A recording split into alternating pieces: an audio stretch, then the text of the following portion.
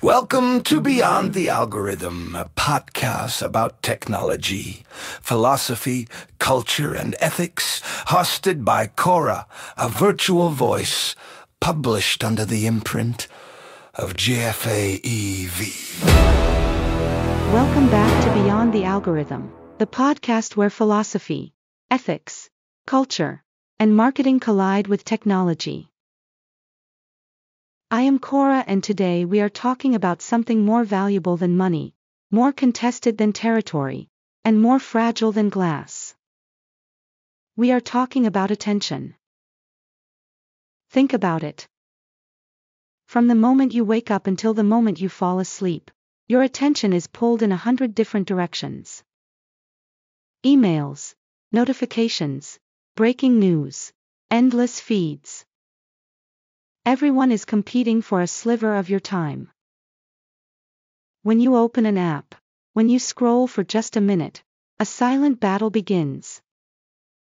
1,000 thumbnails, headlines, and alerts fight for a fraction of a second. One wins. All the others lose. And in that instant, your day, maybe even your beliefs, move a step in a certain direction.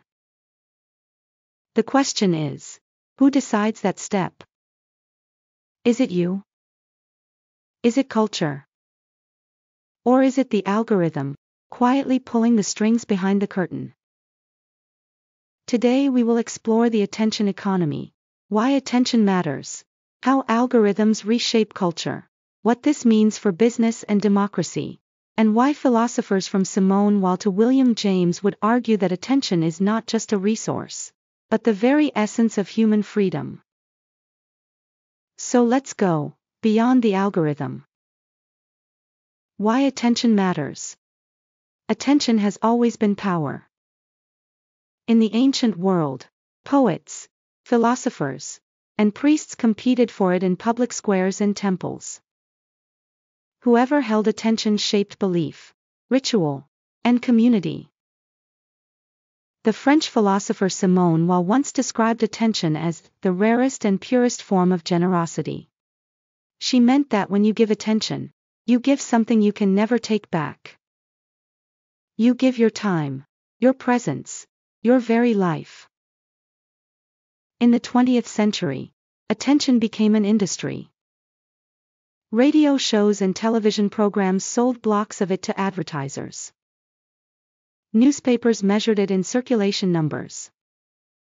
Billboards turned highways into corridors of persuasion.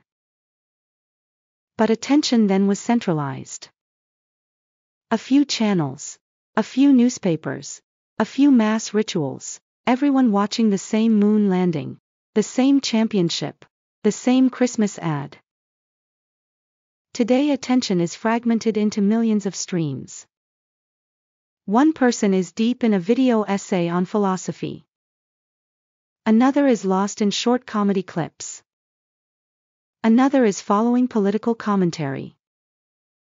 Another is playing a game while half watching a live stream. And who organizes this chaos?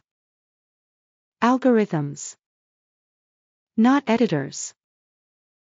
Not critics. Not cultural gatekeepers. Lines of code trained on our behavior. They decide what rises to the surface and what disappears without a trace. We like to believe we choose what we watch, what we read, what we follow. But the environment, the design, the default settings, the little nudges, shapes those choices before we even know it. And that is why attention is more than focus. Attention is the foundation of freedom. How algorithms shape culture. Let's get practical. How exactly do algorithms transform culture? First, amplification. Algorithms reward what keeps us glued to the screen. What does that tend to be? Strong emotions. Outrage, joy, shock, even disgust. Nuanced arguments are slow. Outrage is instant. so the system amplifies what spikes arousal. That is why conspiracy theories spread faster than corrections. It is why sensational headlines outperform careful reporting. Second, personalization. Open your feed and it feels like the world. But in reality, it is your world. No two people share the same reality anymore. One person's TikTok is filled with recipes. Another's with politics. Another's with endless pets.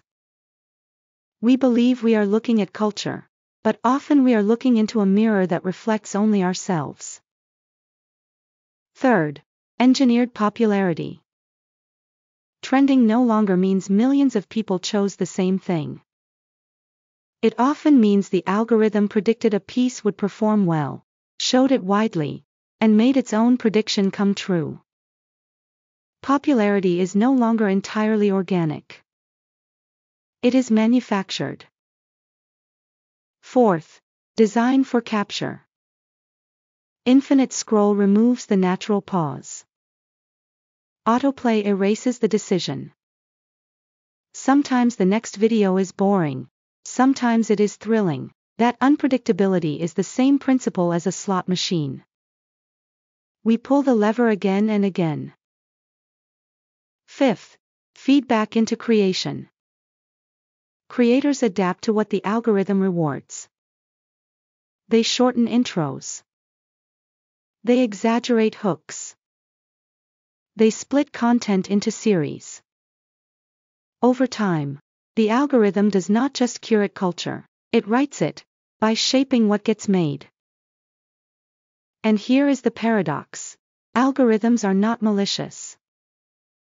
They do not care about politics or art. They care about metrics, time, clicks, engagement. But culture follows those incentives. And soon the question is not, what do people love, but what do people linger on? That subtle shift rewrites our collective imagination. Everyday journeys. Imagine you open YouTube for one quick tutorial. 30 minutes later you have seen 10 recommended videos, joined a live chat, and formed an opinion about an issue you had not even thought about this morning. Imagine you open Spotify. A playlist introduces you to a song you never searched for. A month later that song defines your summer. Did you choose it? In one sense, yes. In another, the system chose you. Imagine two friends scrolling the same app. One falls into a stream of self-improvement advice. The other into political satire. After a year they not only have different hobbies, they have different worldviews. This is not theory. It is daily life. And it shows why culture is no longer simply shared. It is tailored, fragmented, and constantly nudged by unseen logic. Segment 4. The business of attention. For platforms, attention is raw material. More minutes mean more ads, more data, more profit. For brands, attention is the gateway to every outcome they care about: awareness, trust, sales, loyalty.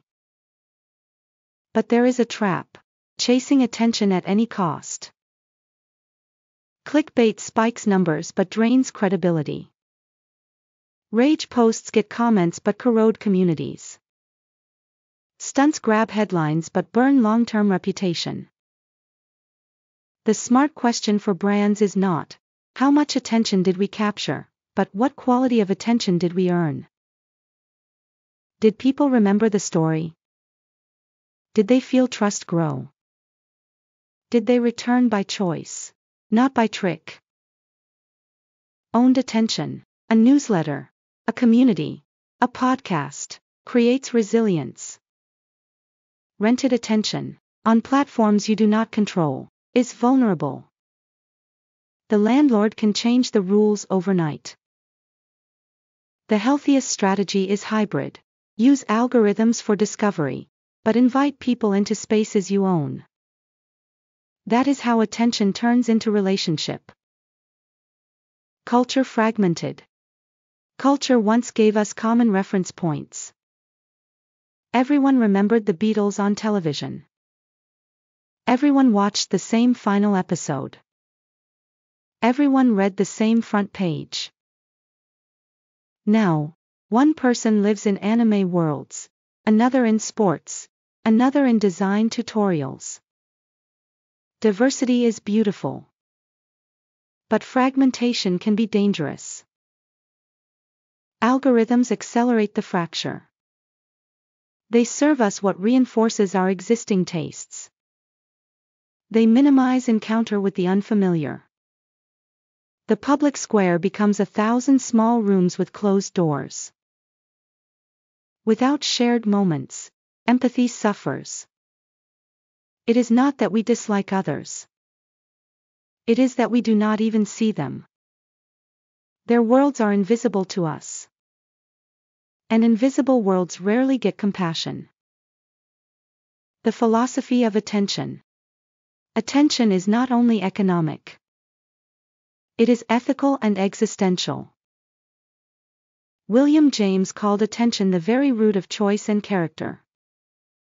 Without control of attention, free will is weakened. Simone Weil described attention as moral generosity. When we attend to someone, we affirm their dignity. But when attention is endlessly hijacked, our ability to care is stretched thin. Philosopher Hannah Arendt warned that when public life fragments, truth itself becomes vulnerable. Algorithms that optimize for engagement, not truth, may unintentionally erode the very fabric of shared reality. So the philosophical question is simple but profound. Do we use our tools to expand human freedom, or to outsource it? If our days are scripted by algorithms, are we still the authors of our lives? A playbook for brands and creators. Let's get practical. 1. Hook honestly. Earn the first few seconds, but do not betray the next few minutes. 2. Design for completion, not just for clicks. A story arc beats a stunt. 3. Optimize for memory. What sticks matters more than what spikes. 4. Build owned attention, newsletters, communities, events. 5. Measure depth, not just reach. 1,000 genuine views outweigh 10,000 shallow ones. 6. Protect trust. Every tactic that wins a view but loses credibility is expensive. Trust compounds. Tricks decay. Segment 8. Reclaiming personal attention. As individuals, we are not powerless. We can choose our entrance. Opening a blank search bar leads to a different day than opening a feed. We can add friction. One extra step before the most distracting app can change a habit. We can curate inputs. Follow fewer but better sources. We can schedule boredom. Moments without stimulus renew focus. And we can name a North Star. Knowing what matters most this week makes hijacks easier to spot. This is not about rejecting technology. It is about reclaiming agency. Attention is not just what we look at. Attention is who we become. Key takeaways. 3 insights to carry with you. First, attention is the most valuable currency of the digital age. Whoever controls it shapes culture. Second, algorithms do not simply reflect culture.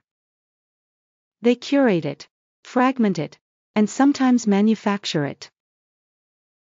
Third, the future belongs to those who treat attention as a relationship, not a resource. Brands, platforms, and individuals alike. This was Beyond the Algorithm. Today we asked, in an age ruled by algorithms, who really owns attention, culture, technology, or us? If this episode gave you something to think about, subscribe and share it with someone who has ever opened an app for just 1 minute and looked up half an hour later. Next time, we will explore the philosophy of data, what we truly trade for the convenience we love. Until then, stay curious and stay beyond the algorithm.